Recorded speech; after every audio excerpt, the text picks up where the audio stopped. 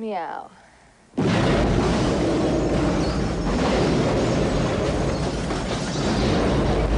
Michael Keaton is back as the Dark Knight, pursuing two very different villains in Batman Returns, one of 5 new summer movies we'll be reviewing this week on Siskel and Ebert, including Goldie Hawn's latest, plus a look at a featurette by Batman director Tim Burton. I'm Gene Siskel of the Chicago Tribune. And I'm Roger Ebert of the Chicago Sun-Times. Our first movie is indeed Batman Returns, another excursion into the dark and murky world of Gotham City, where a bizarre band of characters enact their twisted destinies. This sequel once again stars Michael Keaton in the title role, and once again, Batman is more of an enigma than a leading man. Little effort is made to get behind his elaborate facade, although he's back with as many high-tech gadgets as ever. Take one step closer, Mr. Van Batten.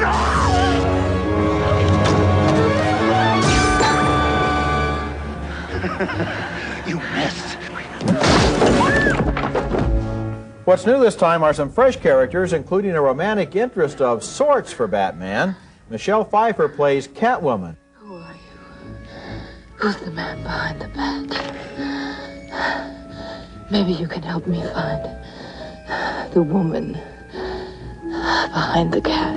Also new, Danny DeVito as the Penguin, a grotty little man who was abandoned by his parents, raised in the sewers by penguins, and now wants revenge on society. What do you want? Ah, the direct approach. I admire that in a man with a mask.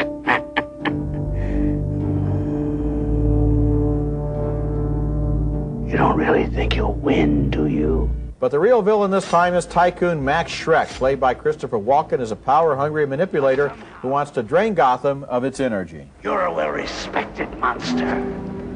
And I am, to date, not. Frankly, I feel it's a bum rap. I'm a businessman. Tough, yes. Shrewd, okay. But that does not make me a monster. Batman Returns was once again directed by Tim Burton, whose credits also include Beetlejuice and Edward Scissorhands. And Burton is one of the most interesting stylists at work in the movies today. His movies are always terrific to look at. Batman Returns is consistently fascinating as a visual experience. But it's sort of hard to care about this movie.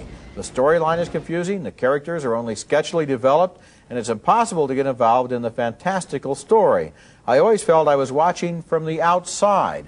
There are some strange contradictions here. Batman is not a successful movie, but it is, visually at least, an inspired one. Well, you know, Roger, I think that there are elements to get involved in the story. I did, and I enjoyed the picture. And the two parts that I enjoyed were the Penguin and the Catwoman characters. I think Michelle Pfeiffer is a good comedian and doing good light comedy. When we see her as the office worker who's going to be turned in after she's abused into Catwoman. And then Danny DeVito, I thought, was actually pretty threatening and sad as this little baby, this ill-formed baby who's abandoned. And I thought, this is what Tim Burton does. He gives us characters, including Batman himself, who all have this private pain that they then work out publicly. Yeah, but you see, the thing is with Catwoman and with the Penguin is that they emerge, they are developed as characters, we get the backstory, and then they don't go anywhere. There is no engine pulling this train. There is no story to really get us from the beginning of this movie to the end, and instead what you have are set pieces, set design, character design,